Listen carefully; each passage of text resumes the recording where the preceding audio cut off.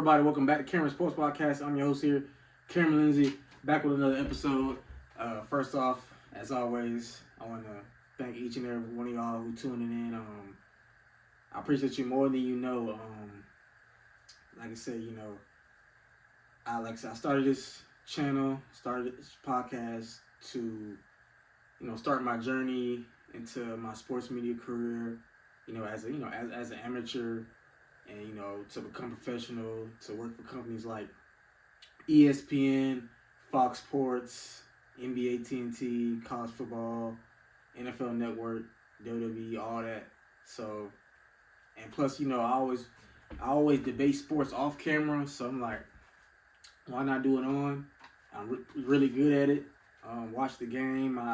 Look at the stats, and yeah, like I know my stuff. So. And aiming to be the best, like Stephen A. Smith, really better, like Shannon Sharps, of the world, Skip Bayless's of the world, all of them. So that's how I'm aiming to be. I graduate in the spring of 2024, so getting ready to graduate with my Bachelor of Arts degree in communications. So I'm excited about that, and once I graduate school, I'll be able to even focus more on my sports podcast, make it better, learn to make it better, edit and do other stuff that I need to do to make my podcast better for y'all enjoyment. So, but yeah, again, I appreciate each and every one of y'all. I love y'all. We like family at this point. And like I said, even when I do hit 1 million subscribers one day, I'm never gonna change up on y'all. That's not who I am. Any of my friends who know me know I got their back. And I'm a real one, so I appreciate y'all. But let's get into today's episode. Today's topic is going to be about National Signing Day. It was this past Wednesday, the early signing period. The regular signing period is in February, in the springtime. We're going to talk about some signees, some commitments, and like one commitment that definitely surprised me. I'm going to give my predictions on the NBA Christmas Day games because it's almost Christmas. We got about 3 days till Christmas. Yeah, 3 days till Christmas. About 3 days till Christmas. So I made my prediction on those games, and of course I'm gonna make my NFL game pick predictions for Week 16. The NFL season is almost coming to an end. We're getting ready for teams for the playoffs, so gonna talk about that, and also gonna talk about what if there was a college football, how there's a 14 format, how would it look like in NFL? So we're gonna get into that. But first off, let's start off with the National Signing Day period for high school players across the country this past Wednesday. We had Star Cam Coleman, who's the #1 ranked receiver in the 2024 class. 6th overall player in the ESPN 300, signs with Auburn. Now, I know who Cam likes. I don't know him personally, but I will say this: I watched him. I watched him his junior year, and he's pretty good. Even though I was watching players like Carmelo English and T.J. Parker and others, but he had a great game. One game that stood out was against IMG. If y'all know who IMG Academy is, it's one of the best high school football programs in the country. Like they're like elite. They recruit players all across the country. They're elite. They play different high school teams all across the U.S., even overseas. So yeah, it's a powerhouse pro high school program. And Central was neck and neck at least to like the fourth quarter. It was neck and neck with IMG, and Cam. He caught a ball, he ran a route like about 5-7 yards, and broke like 5 tackles to get all the way to the goal line. He was down at the 1, so I knew he was tough then. But I realized, and I definitely I started following him on social media, and I noticed some of his workouts. He going to these 7-on-7s, these elite 7-on-7 camps. And he balling out. Like he was a 4-star recruit, like ranked like 170 something. He jumped from all them 707s. Cam Coleman jumped all the way from in the hundreds to in the top 10s. He was ranked in the top 10. Went to a 5-star prospect. He put in the work uh, to show people that he's a 5-star recruit. Now, the only wrong stars don't really mean nothing. Like I said, I seen 2-star, 3-star players end up better or make it to the NFL, but he busted his butt, became a #1 receiver in the nation, and started picking up offers left and. I mean, he already had offers, but a lot of even more offers left and right. So, and he, he made his commitment like a little bit before the season started. The season started this season, and he committed to Texas A&M. That kind of surprised me a little bit because I thought he would probably commit to like Clemson or Florida State or maybe Auburn or Georgia. But Texas A&M they can recruit. Especially when Jimbo Fisher was there. Even though he's fired now, but I'm getting to that. So Cam was committed to Texas A&M. I think since like beginning of the school year, beginning of the season, and then as time went on, Jimbo Fisher got fired. Cam was still committed to Texas A&M. There was rumors of him possibly flipping to Auburn. Auburn's like 40 minutes up the road from Phoenix City. So then he ended up committing to Auburn, flipping his commitment. I saw it coming. So I think that's a good fit for him. Got Hugh Freeze. Auburn got a top 10 recruiting class right now.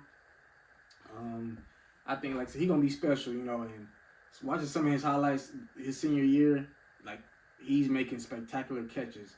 I remember I saw something during the offseason that Cam got comparisons to Calvin Johnson, Megatron, like a mini Megatron. He's tall. He's he's probably 6'4", because I met him in person at my job, part-time job at Caliber Car Wash, and yeah, he definitely at least 6'3". He at least almost 6'4". He got bare minimum. He's definitely 6'3.5", but he possibly could be 6'4".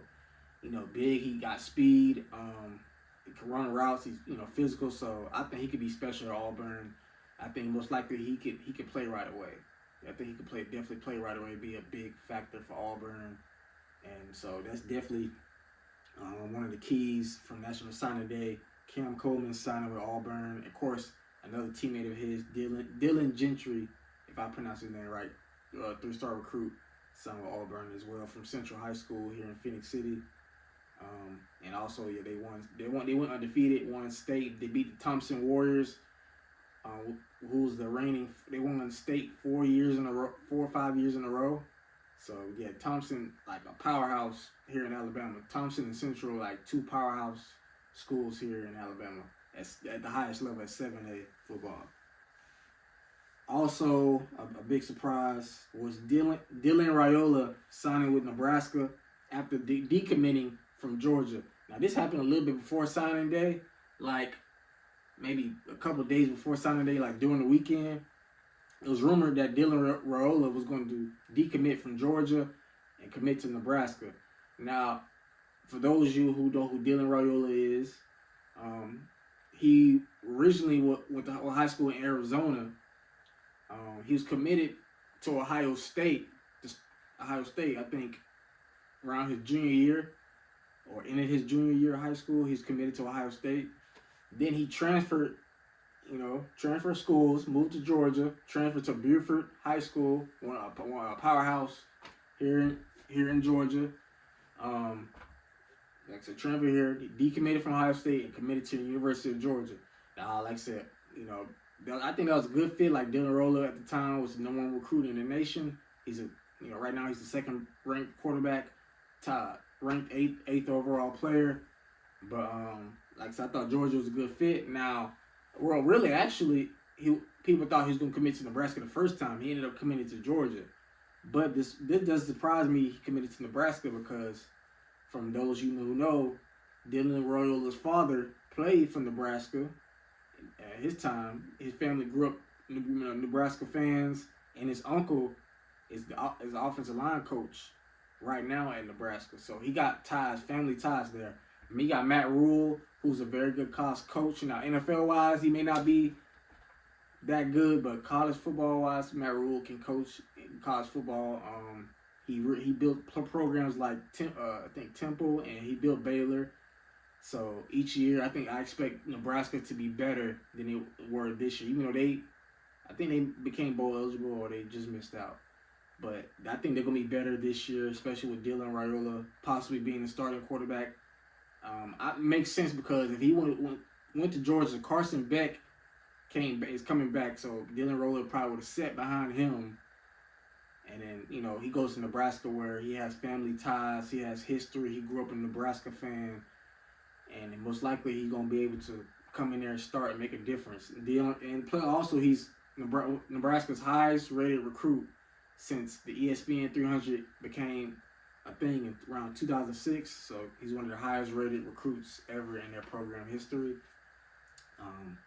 But yeah, that kind of, like I said, that kind of shocked me. Even though I saw rumors floating around that he possibly is going to flip to Nebraska, but I'm not mad at him. I know people talking about he gonna transfer. Like they kind of how they've been saying about Cam Coleman. Like let these young men do what they got to do. What's best for them. I will say this. I'll tell them, don't commit just to commit. Take your time in the recruiting process. If I get a son and he's got college offers, D1, D2, JUCO, I'll tell him to take his time. Get to know the coaches, go on your visits, see how it fits for you, education wise. Also, does it they got your major? Is this gonna give you the place to get to the best place to possibly get to the NFL, get your best education, become a man on and off the field? So, like I said, I don't expect Nebraska to compete for the Big Ten. They ain't going that far because the Big Ten is gonna be really hard next year. Of course, you already still got Michigan. They're gonna have J.J. McCarthy back, and maybe Jim Harbaugh if he doesn't go back to the NFL. You got Ryan Day still at Ohio State. They most likely going to be better. You got Oregon joining. You got Washington joining. You got USC joining. You got UCLA joining. So. Yeah, and of course you still got Penn State there too. So Penn State, they're a good team. They may not be good enough to beat Michigan, Ohio State, but Penn State can compete. So that's not going to be easy either. So, and plus there's no more divisions now in the Big Ten anymore. So it's going to be real hard for them to come out of the Big Ten winning that conference. Now maybe Dylan Raiola can make a difference. You never know, but we'll see. But that's one of my keys for National Signing Day. Next up, ESPN #1 player, I'm trying to pronounce his name right, Elias Robinson, cornerback from IMG, signs with Georgia. He's the #1 rated player in the ESPN 300. Like I said, again, IMG has a powerhouse high school program located in Florida. I forgot where in Florida, but he's been rated the #1 player for months now, since it's updated, and it's going to update again. So we'll see if they keep him right there. But he's a #1 cornerback. He's been committed to Georgia for months, and I think Georgia got a really good recruiting class right now. Right now they're rated the #1 rated recruiting class right now. They got the #1 corner and Elias Robinson. They got a #1 safety. And the #1 linebacker. So Georgia, even though Georgia's fans, I know y'all not going to the national championship, but don't worry, y'all got a bright future ahead of y'all. Y'all not gonna. Now next year's gonna be hard because Georgia got a hard schedule. The 2024 schedule is real hard. They gotta play Texas. They gotta play Bama, and Texas and Bama.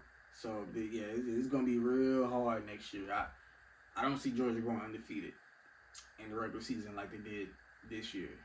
It's gonna be pretty hard. Bama's gonna be better because regardless of if Alabama wins the national championship this year or not, they're gonna be better. Jalen Milroe is gonna be better. He's gonna be a Heisman Trophy candidate to start the season, so he's gonna be better. That defense is gonna be better. So it's gonna be real hard for Georgia to go undefeated or even win the SEC because there going to be no more division in the SEC either. And Texas just joined the SEC. Now, Oklahoma is too, but I think Texas has a real good shot of winning the SEC next year. I don't know about Oklahoma. They got a real hard schedule. Oklahoma. So yeah, but yeah, also like I said, Georgia finishes the early recruiting cycle with the #1 class. This is the 16th straight year an SEC team has had the #1 rated recruiting class. Mostly has been Alabama, Texas A&M a little bit. So, but in Georgia now for a few years, I think last year Georgia had the #2 rated class, but this year they got the #1 class. Alabama had the #1 recruiting class last year. Also, Jeremiah Smith, #2 rated wide receiver, and the ESPN 300 signs is committed. I think is going to sign with Ohio State. I don't know if it's official, if he officially signed yet, but no, I think he did. Excuse me, Jeremiah Smith did sign with Ohio State. He's been committed with them for months. Also, arguably the #1 receiver in the nation. Him and Cam Coleman are the two top receivers in this class. It was rumors that Jeremiah Smith might flip to Florida State because it was a few videos of him wearing Florida State gear and going on a visit. But nope, he's staying committed to Ohio State, and possibly he could be the next great receiver to come out of Ohio State in the next 3 or 4 years. So I'm excited to see him going to Ohio State. Like I said, Ohio State's gonna be better with him, Tate, and a couple other players. So they definitely gonna be better next year. But Jeremiah Smith, #2 rated receiver, 7th overall player in the ESPN 300, signs with Ohio State. Also, next up, the #1 rated quarterback, Julian Sayin, if I said his name right, signs with Alabama, and also he's already enrolled at Alabama, and he's been reports that he's been flourishing in practice as Alabama's getting ready for the college football playoff semifinal game against Michigan in the Rose Bowl. So he's been balling, he's been doing his thing, he's already enrolled. And he's officially signed with Alabama, and he's already balling. So the future looks bright for Alabama at the quarterback position with Jalen Milroe coming back for his senior year next year, and he's going to be a Heisman Trophy candidate to start the year. You got Julian Sayin, if I said his name right, sorry, freshman from the 24 class, balling already. So right there, but. And lastly, the #1 safety in the ESPN 300, 15th overall player, KJ Bolden, flips his commitment from FSU to sign with Georgia. Now, like I said again, this is another player. It was reports now that KJ might flip because he took a couple. He had a few home visits late to a couple weeks before signing day. From Hugh Freeze at Auburn. Kirby Smart from Georgia, and of course the head coach from Florida State. And I'm thinking he's probably either going to stay at Florida State because he's been committed there for a while, or he's going to flip to Auburn. That's literally what I thought. I'm like, he's either going to stay at Florida State or flip to Auburn. And he flipped to Georgia. I was a little shocked. Really, I thought originally he was going to commit to Georgia, but he chose Florida State. But I think that's a great pickup by Georgia. You got the #1 corner in Elias Robinson, #1 ranked safety in KJ Bolden from Beaufort High School. Again, that's another player from Beaufort High School in Georgia, powerhouse team. But yeah, Georgia, like I said again, they finished the early recruiting cycle with the #1 class in 2024. So they looking really very loaded, even more better on the defensive end of the ball. Now, offense, let's see if Carson Beck can get better next year, and Georgia can maybe get back to where they left off, winning back-to-back national championships. But yeah, those are some of my key takeaways from the early signing period. KJ Bolden flipping from Florida State, signing with Georgia. Cam Coleman, 5-star receiver, signs with Auburn. Dylan Raiola, 5-star quarterback, signing with Nebraska after flipping from Georgia. The #1 player in the ESPN 300, Elias Robinson, cornerback out of IMG, signing with Georgia. The #1 ranked quarterback, Julian Sayin, signing with Alabama and already practicing and enrolled there. Jeremiah Smith, #2 ranked receiver, 7th overall player in ESPN 300, signing with Ohio State, and like I said again, Georgia finishing with the #1 recruiting class in the early signing period. But yeah, like I enjoy signing day. I enjoy seeing players accomplish their goals, even though it didn't happen for me. Like I said, I know my calling. My calling is to be a journalist, to be a sports analyst, sports journalist, and I love talking football, watching football, and seeing these young players' dreams come true and see what they. I look forward to watching these players at the collegiate level, especially Cam Coleman. Like I said, Auburn 40 minutes away, so I'm gonna try to go to a game just to see him play in person, and like I said, see him grow into the superstar that I believe that he could be at Auburn. So, yeah. But next up, let's get into the NBA Christmas Day games. Like I said again, Christmas is in about 3 days. So by the time y'all see this, it'll be officially 3 days till Christmas. And you know how Christmas Day games go in NBA. Definitely always gotta watch it.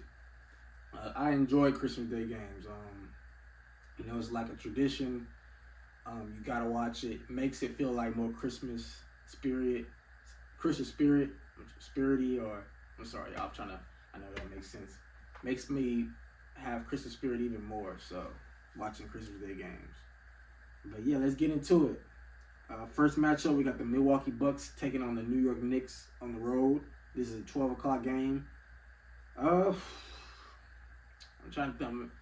You got Jalen Brunson, Julius Randle. Of course, you got Giannis and Dame. Part of me want to go with the Knicks, but I'm going to go with the Bucks. I think Giannis is going to have a great Christmas Day game. He's going to ball out, and I think the Bucks are going to get the win over the Knicks. Next up, we got 2:30 p.m. game, the Golden State Warriors taking on the defending NBA champions, the Denver Nuggets, led by the two-time NBA MVP, Nikola Jokic. I'm going to go with the Nuggets. Like I said, the Warriors don't have nobody to stop Jokic. You got Jamal Murray balling. The Nuggets got players that can shoot. They got depth. They got size. Like I said, this shortest starter is Jamal Murray at 6'4". You got KCP 6'5", 6'6". You got Aaron Gordon. You got Michael Porter Jr. at 6'10". You got Aaron Gordon at 6'8". And you got Nikola Jokic at 6'11", 7 feet. And he, like I said, they got nobody to stop him. I know Kevon Looney does play tough, but he's undersized at 6'9". He's not really a shot blocker, so I just don't see how he's gonna be able to slow down Nikola. And it's hard to play in Denver. Like I said, the altitudes, and especially around this time, this weather over there, it's definitely gonna be hard. So now, if the Warriors win, would it surprise me? No, because if Steph Curry drops 60, maybe they can win. But we'll see. I'm going with Denver.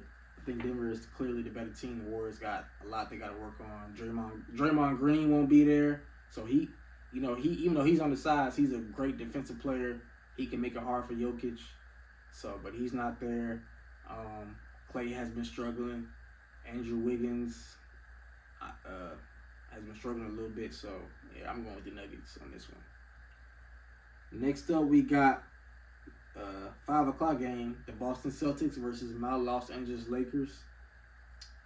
The Lakers have been struggling lately, going 1-4 since winning the NBA tournament championship, the first ever in-season tournament championship. But I expect LeBron to play. I hope AD brings his A game. AD has been playing very well lately. From the last few games in the in-season tournament to now, he's been playing very well on both sides of the ball. So I'm hoping that he brings his A game against Tatum, Brown, and Porzingis, and everybody else too. So I'm going to go slightly my Lakers over the Celtics. Not confident, but I'm going to say slightly over the Celtics to secure the dub. Next up, we got the Philadelphia 76ers versus the Miami Heat in the 8 o'clock game. I'm going to go with the Sixers because Joel Embiid has been balling. He's been dropping 50 pieces like it's nothing. Right now, Joel Embiid is the best big man in basketball. I know it's technically you can argue Nikola Jokic, But if I'll say this, if Joel wins MVP again this year, you could argue he's the better big man. Because I know it was an argument. Who would you rather have, Nikola or Joel? Last season I said Nikola because he's more available. He can pass. Now he's not really a defender at all. He's not going to protect the paint. Not saying he's not going to try, but he's not a defender like that. Joel on both sides of the ball. But the thing is with Joel is his staying healthy when it matters most in the playoffs and showing up. He had a couple like last year in the playoffs. He flamed out against the Celtics in an elimination game, and that right there cost Doc Rivers his job. So yeah, but right now he's playing like the best big man in basketball. I think he leads. I think right now he's the league leading, even though it's early in the season. Like 20-some games in the season. Right now, I say he's the favorite for MVP right now, Joel Embiid. Like I said, I like Bam, but he don't got enough bricks in his pocket to guard Joel. I think Joel's on a mission. He's going to, especially Christmas, he's probably going to drop 40 and 20. I wouldn't even be surprised. Joel has been that dominant. And lastly, we got a 10:30 p.m. game, the Dallas Mavericks versus the Phoenix Suns. Luka, I don't know if Kyrie's going to be back because I know he's still hurt with his lower leg ankle. But the Suns, you got KD, Booker. I don't know if Bradley Beal, he's been in and out, with his back injury. So, I don't know. But even if he doesn't play, you still got Booker and KD. I'm going to go with the Suns slightly over this Dallas. I think KD's going to ball out. D-Book is going to ball out. Luka's going to be Luka, but I'm going to go I think Phoenix got the more firepower than Dallas. Not saying both teams are not really that good defensively, but if they're both going to score a lot, I think Phoenix should be able to score slightly more than Dallas, especially with KD and Booker. But yeah, those are our Christmas Day games for this year. You got starting off the Milwaukee Bucks versus the Knicks. I got the Bucks. I got Giannis and the Bucks. You got the Warriors taking on the Nuggets on the road. I'm going with the Nuggets, led by two-time MVP and NBA champion Nikola Jokic. You also got this Boston Celtics taking on the Los Angeles Lakers, the defending NBA in-season tournament champions, first ever. And, of course, the Philadelphia 76ers, led by the reigning MVP Joel Embiid, taking on Jimmy Butler and the Miami Heat. Like I said, I love Jimmy and them, but Joel Embiid is on a mission, and he's playing very, very, very, very well, even without James Harden. Even Tyrese Maxey has been balling too, so don't leave out Tyrese Maxey. He's been balling. He could be an all-star this year, possibly. And lastly, the Luka Doncic and the Dallas Mavericks taking on the Kevin Durant and Devin Booker and the Phoenix Suns on the road, and I'm going with the Suns over Dallas. So, but yeah, let me know which one of these Christmas Day games are y'all favorite. Which one you gonna tune in or you gonna turn the game on after you open your presents or have dinner with your family. I'm definitely gonna be tuned in to these NBA Christmas games. Now let's get into the main event of today's show. My NFL game weekly picks, week 16. Now last week, I did decently with my picks. Of course, you're not going to get them all right. But let's see how we do this week. Starting off, we got Thursday night game. The New Orleans Saints 7-7 versus the Rams 7-7. Now, this game is already going on by the time, but I'm going to go ahead and let y'all know what my prediction was. I'm going with the Rams over the Saints. The Rams have been playing sneakily. They haven't been bad. The Rams have not been bad this season. They've been 500. They've been good, like decently good. They got Puka Nacua, who's arguably be Rookie of the Year. If not, definitely CJ. I should think it should be CJ Stroud, but Puka Nacua is top 5, at least top 7, top 5 in receiving yards. He's been balling. Cooper Kupp is back, looking like he's coming back to the old Cooper Kupp from last year before he got hurt. So, and the Saints, their defense is good, but their offense is bad, like inconsistent. I thought the offense would be much better with Derek Carr, because Derek Carr's a good, decent quarterback, You got Alvin Kamara. I thought Michael Thomas, but I don't think he's the same anymore. I thought Chris Olave, but that Saints offense has been really inconsistent. The whole NFC South is bad, so I expect the Rams to beat the Saints at home to go move to 8-7 and possibly even get a chance to make the playoffs. And that's a Thursday night game. We got a Saturday game with the Cincinnati Bengals 8-6 taking on the Steelers 7-7. It's a 4:30 p.m. game. Now the Bengals beat the Vikings last week to keep their playoff hopes alive. The Steelers are in the hunt. They're going to be starting Mason Rudolph at quarterback this week. Of course, for those you don't know, Joe Burrow is out for the season, so Jake Browning is the starting quarterback. The backup is the starter. But yeah, I'm gonna go with the Bengals slightly. I know the Steelers' defense is good, but I don't trust Mason Rudolph.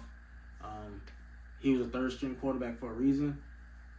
And the Steelers' offense has been bad all year, even still now. Even with Matt Canada fired, the running game is bad. The receivers don't want to block. So yeah, I'm gonna have to go with the Bengals slightly over the Steelers, and to move to 9-6.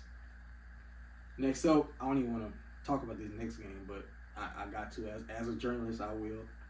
The Buffalo Bills 8-6 taking on the Los Angeles Chargers 5-9. This is also a Saturday game at 8 p.m. I'm going to Bills, not even close. Without Justin Herbert, we got a terrible defense, one of the worst defenses in the league. I don't even know if Keenan Allen is going to play. At this point, he shouldn't even play about him. Of course we fired our heck, but again, if you watched, did I last episode, y'all? Did I say Brandon? No, I didn't. I remember, y'all. I didn't. So Brandon Staley is officially fired. I'm so happy, y'all. Like, thank you, God. Thank you, football gods. Thank you. Like, he should have been fired last year when we lost to the Jacksonville Jaguars in the playoff game after leading 27-7 at halftime. How do you lose a 20-point lead? And really, he shouldn't even get fired just because of that. He played Michael Williams in the last game of the season, one of our best receivers. He got hurt and missed that playoff game. If we would have had our second best receiver, we could have won that game. But no, Brandon Staley want to do some dumb stuff. He can't coach. The only reason he got the job because Aaron Donald and Jalen Ramsey made him look good as a defensive coordinator with the Rams. And statistically, the Rams defense wasn't even all that good. Statistically, at least statistically, but the Chargers is like they keep hiring the wrong coach. A couple years ago with Anthony Lynn, I'm like, what? And then Brandon Staley, they really should have hired Urban Meyer. Now I know the whole thing in Jacksonville went south with Urban Meyer, but I think it should have been a better fit than Brandon Staley. Brandon Staley was the worst coach in the league last year, and then this past offseason, they could have had a chance to fire Brandon Staley and hire Sean Payton. Sean Payton literally wanted to be the head coach of my Los Angeles Chargers, but they kept Brandon Staley for what? For making the playoffs? He lost a game up 27-0. He lost. So I just don't get it. Like, you have a franchise quarterback in Justin Herbert who has potential to win multiple MVPs, win the Super Bowl for us. But you want to waste his prime years. We got Keenan Allen still balling, but he's getting older. You wasted him, but yeah, it's a mess. To be honest, in the offseason, I expect them to we got one of the worst salary caps in the league. They're probably going to. If I was them, I would trade Joey Bosa, get something for him. They're probably going to let go of Khalil Mack. They're probably going to let go of Keenan. They're probably going to keep Mike Williams because he's younger. But even though I would keep Keenan Allen because I think he should retire as a Charger, he's still balling. Because if you get rid of Keenan Allen, you're going to have to draft a receiver in the draft, a really good one. Now I know they drafted Quentin Johnston out of TCU last year. Don't get me wrong, I like him, but I feel like they should have drafted Jordan Addison. Look at Jordan Addison balling for the Vikings. They should have drafted Jordan Addison, a nice route runner with speed. But like Quentin Johnson, like he's dropping passes. I know, get me wrong, he's a rookie, so I'm not going to get too mad at him. But I feel like next year he got to do better. At least by that third year, he gotta show me something. You gotta show me something, Quentin. You gotta show me something. I saw a video saying your mom can retire and never work again.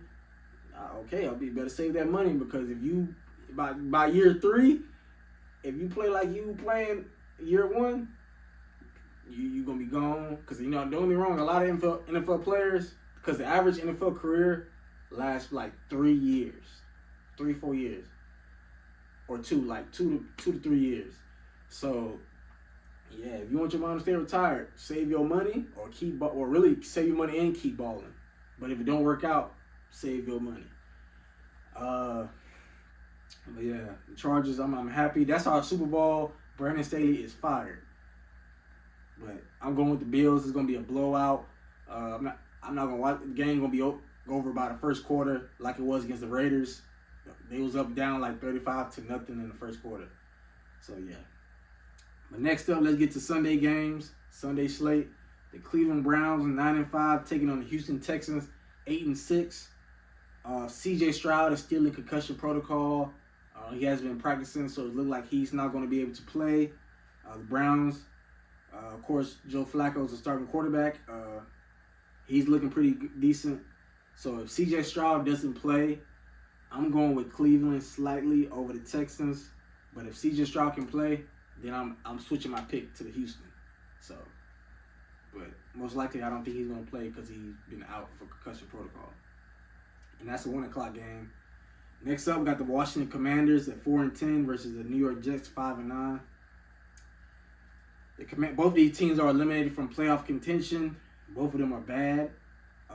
Both of them might fire their head coaches. Robert Saleh may keep his job because Aaron Rodgers did get hurt at the first game of the season, like the first drive of the season for them. Ron Rivera, yeah, there's no way he keeping his job, because the Commanders got a new ownership group, which involves Magic Johnson. They're going to make a lot of changes. They're probably going to draft a quarterback. Maybe I don't know how they feel about Sam Howell. Like he's been okay. He's been one of the top league passers in the league. But if I was them, I might consider drafting a quarterback. He got a lot of good quarterbacks in this year and next year's draft. So they're probably going to do that. They're probably going to change the name. I know they should change the Commanders' name. Like, really, just go back to the Washington Redskins. I'm sorry, I'm going to say it.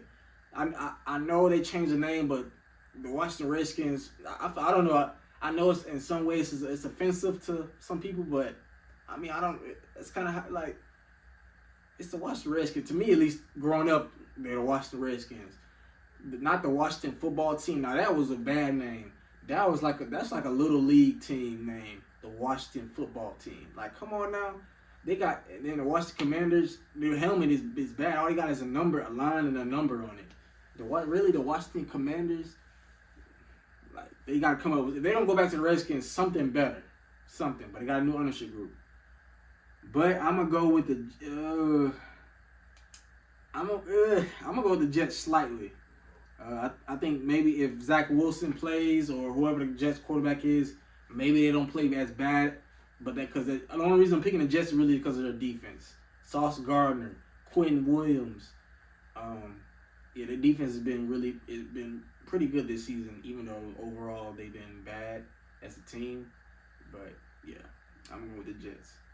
Next up, 1 o'clock game, Seattle Seahawks 6-7, coming off a upset win against the Eagles at home, taking on the Titans on the road 5-9. Like I said, Drew Lock looked pretty good now. Like I said, the Eagles defense, I ain't gonna lie, is bad, especially their secondary. But Seahawks team is they're not a bad team. They've been up and down all year, but they're not a bad team. They're decent. They're decent. They got talent. They got a lot of talent with the rookie Jackson Smith-Jigba out of Ohio State, DK Metcalf, the veteran Tyler Lockett, the second-year player Walker. I forgot his name. Yeah, Walker. Kenneth Walker, second-year player out of Michigan State. Kenneth Walker. They got young players on the defensive end. So, yeah, I like Seattle as a team, really. Maybe the quarterback position has not been as good as it was last year. Geno Smith is injured. He may play this week, but really, even when he was healthy, he hasn't been playing that well, especially after getting his money. But I'm going to still take the Seahawks over the Titans. Drew Lock, I think he could play well, like I said, like he did against the Eagles, play well enough, get the win against a rookie quarterback, Will Levis, who's been pretty decent in his starts since been named the starting quarterback, taking over for Ryan Tannehill. Will Levis, the rookie out of Kentucky, has been looking pretty good, but I'm still going with the Seahawks overall. The Titans are not a really good team. Yeah. But next up, another 1 o'clock game. The Indianapolis Colts 8-6 versus the Atlanta Falcons 6-8. Falcons are coming off a bad, when I say bad, loss against the Panthers on the road. I know I'm a Chargers fan and my team not doing good this year, but I would hate to be a Falcons fan. Falcons fans go through it, like they really do. So was it not last season? So if y'all don't know, I went to a Falcons game last year because my Chargers were playing them. I bought tickets for me and my dad to see my Chargers play in person. And my Chargers, we had multiple players out. None of our starting receivers played. We had backup receivers, basically receivers off the practice squad, and a terrible offensive line, and went in there and still beat the Falcons with a game-winning field goal. I ain't gonna talk my little trash, but that's the Falcons are ever since losing the Super Bowl to the Patriots. They choke in games they should win or meaningful games. I feel like they're cursed. I feel like the Falcons are cursed maybe until they do right by Michael Vick. Y'all should do a live performance in downtown Atlanta, maybe in the Mercedes-Benz Stadium, and apologize to Michael Vick and say you're sorry. And maybe the Falcons might win some games or win the Super Bowl. Apologize to Michael Vick. Don't get me wrong. You shouldn't abuse dogs. But it's people that done way worse than Michael Vick, especially in Atlanta. Like, come on, in Atlanta. Like, come on now. Come on. Y'all know. If you ever been in Atlanta, or even social media, it's way worse things than dog fighting in Atlanta. Way, way, way, way worse. So, y'all need to apologize to Michael Vick. But I'm going to go with the Colts. Gardner Minshew is playing pretty decently. They got a chance to make the playoffs. They got a chance to win the AFC South. And the Falcons have benched Desmond Ridder for the second time this season, so Taylor Heineke will get the start again. But, yeah, the Falcons, they got talent, like on defensive end, Jesse Bates, A.J. Terrell, Jeff Okudah. They signed some really good players. They got talent on the defensive end. They just need a quarterback. I feel like they need to draft a quarterback. Again, it's a lot of good quarterbacks in next year's draft. Caleb Williams, Drake May, Jaden Daniels. So, you got a lot of good names.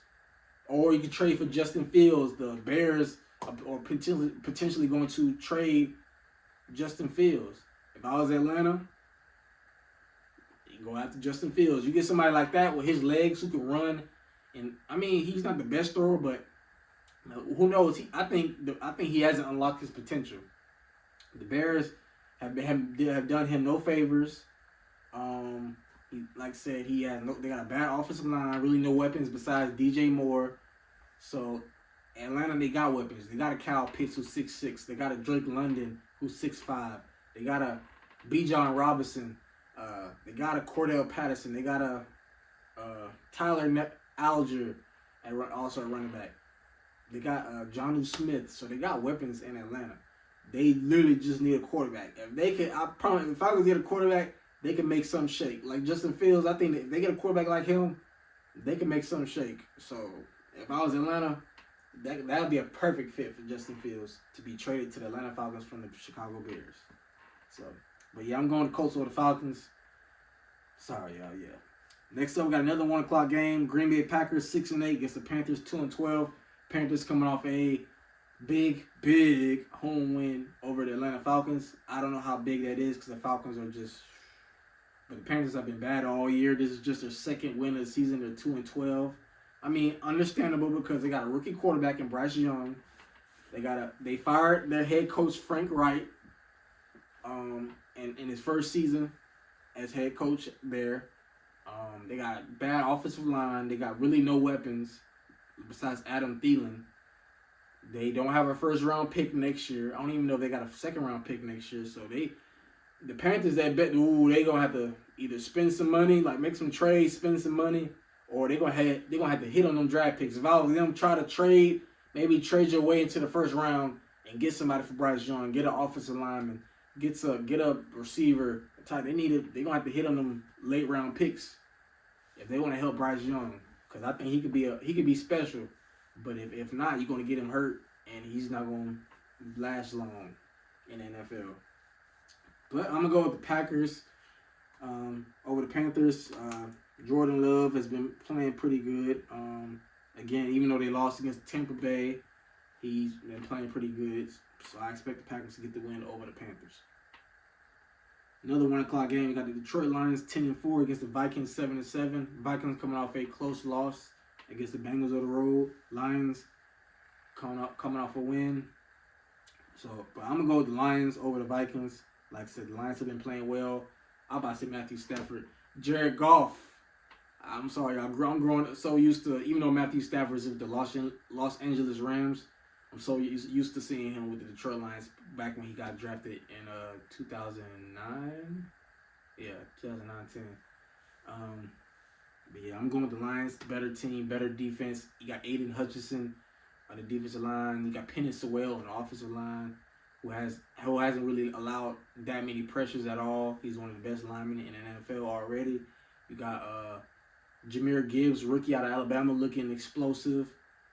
You got Amon-Ra St. Brown, who I told y'all at the beginning of the season is going to definitely have a really good year, so he's been balling out. Yeah, I'm going to the Lions over the Vikings. I expect them to win the AFC North soon. They clinched a playoff spot this week. They're definitely going to be a team to be dealt with in the playoffs. Next up, we got the Jacksonville Jaguars 8-6 taking on the Tampa Bay Buccaneers 7-7. It's a 4:05 p.m. game. I'm gonna go with the Jaguars slightly over the Bucs. I trust Trevor Lawrence more than Baker, even though Baker has not been playing bad. He played very, very well against Green Bay. He had a perfect QBR rating on the road. He played flawlessly. So that's nothing to take away from Baker. I just expect Jacksonville to bounce back, especially with the weapons they have. Trevor Lawrence, Travis Etienne at running back, who also come out catch the ball out of the backfield. You got explosive tight end and Evan Ingram at tight end. You got Calvin Ridley, a explosive route runner.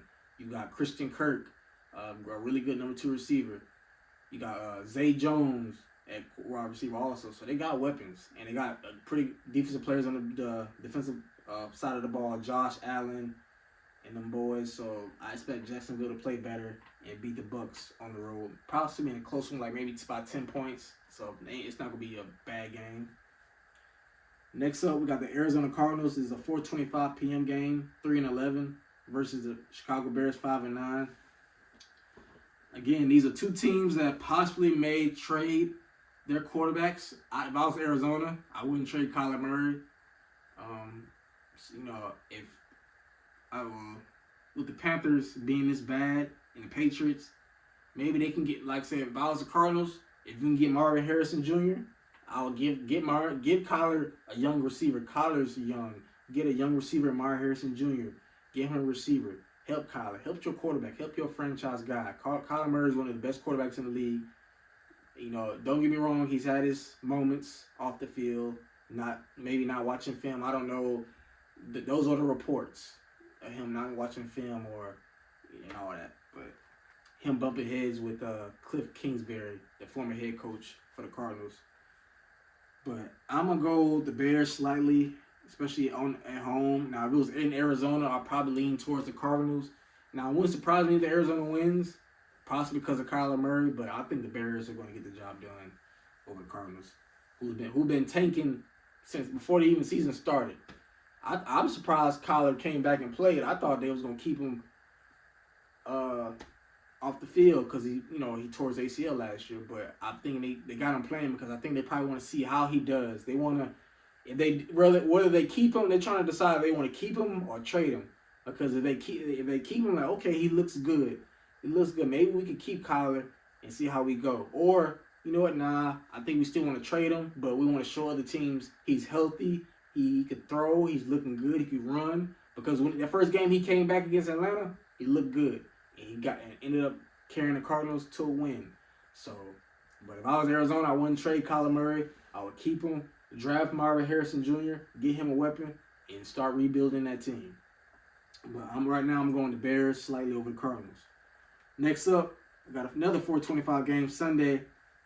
This is my first one of two highlighted games I got. The Dallas Cowboys 10-4, coming off a loss against Buffalo, a terrible loss against Buffalo on the road. Like taking on the Miami Dolphins on the road, who's also 10-4. Now I'm going back and forth in this game because, you know, the Cowboys are terrible on the road. I think they average barely like 22 points a game. They average like 40 at home.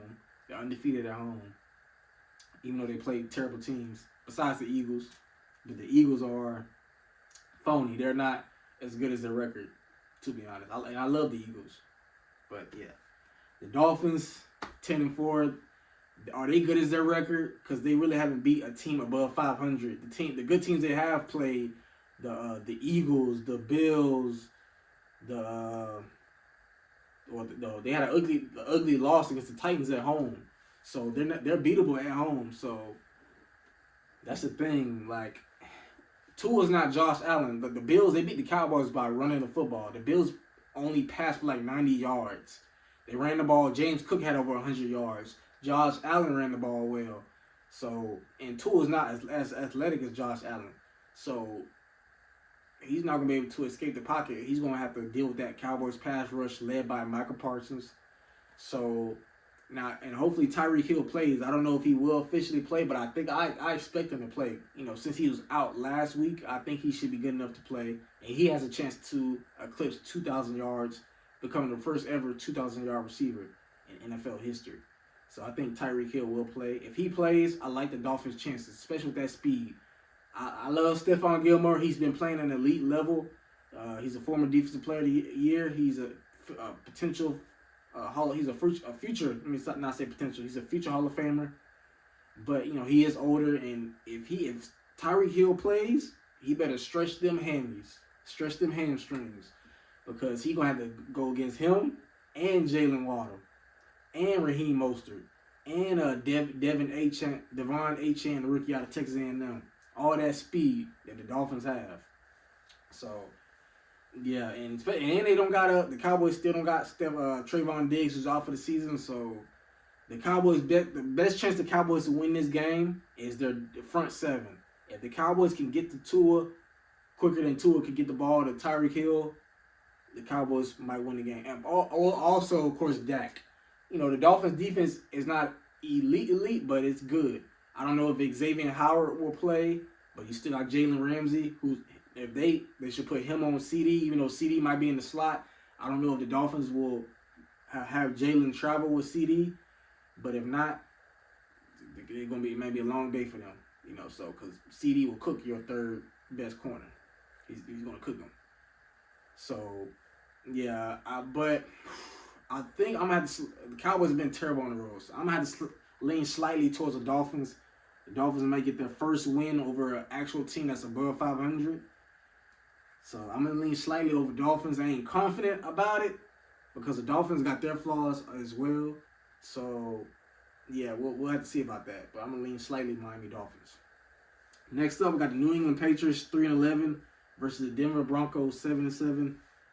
Broncos they've been better. They started the season 1-5. And they went on a winning streak, even though they lost last week against the Detroit Lions. But I expect Denver to bounce back. I think Russell Wilson's going to have a better game. The Patriots, of course, going to be starting Bailey Zappi, I think, at quarterback, because they benched Mac Jones. And I think the Patriots most likely, there's been reports that Bill Belichick is going to part ways. Him and the Patriots are going to part ways. They're most likely going to draft a new quarterback. I don't know if he's going to go to my Chargers. I'll get into that. in another episode. But I'm gonna go to Denver over the Patriots. Next up, we got the I almost said Los Angeles. We got the Las Vegas Raiders at 6-8 versus the Kansas City Chiefs 9-5. I'm gonna go with the Chiefs over the Raiders. Like I said, even though the Raiders coming off a win against my Chargers, but that's not saying much against a backup quarterback, a terrible head coach in Brandon Staley, beating them 60-something to like 21, I think. So that's not saying much. But Antonio Pierce has been doing a very good job as interim head coach since they fired Josh McDaniels. The players have been playing well. Max Crosby has been playing very well. Devontae Adams playing well. So Antonio Pierce has a real good chance of becoming the next head coach for the Las Vegas Raiders. I like his chances if they keep it up. But I'm going to go with the Chiefs. Like I said, again, they're at home. It's hard to play in Kansas City. That's like the loudest stadium in the NFL. You can argue them or the Seattle Seahawks, the 12th man. Them two stadiums are the loudest stadiums in the NFL. Even though the Chiefs receivers have been inconsistent, especially Kadarius Toney, but you still got Patrick Mahomes, Travis Kelce, and you got Andy Reid. And of course, you got Chris Jones. So I think the Chiefs could do enough. Now, I don't know if it's going to be pretty. Now, I know last time they played the Raiders, it started off ugly. They was down like 17-0, but they ended up winning the game like 30-something to 17. They ended up scoring like 30-something unanswered points. So I think the Chiefs probably going to most likely win this game and eventually win the AFC West again.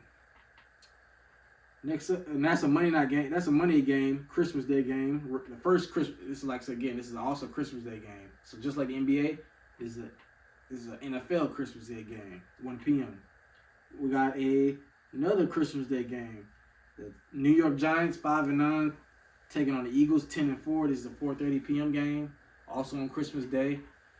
I'm going to go with the Eagles. They should win this game. They better win this game unless they don't want to win the division. If not, I know Skip Bayless, who's the ultimate Eagle hater, the biggest hater I've seen in my life. And it's sad, Skip. You got to do better, Skip. I'll be watching you on Undisputed. I can't stand the Eagles. He be on Twitter a lot, y'all. He is one of the fakest, realest Cowboy fans I've ever seen.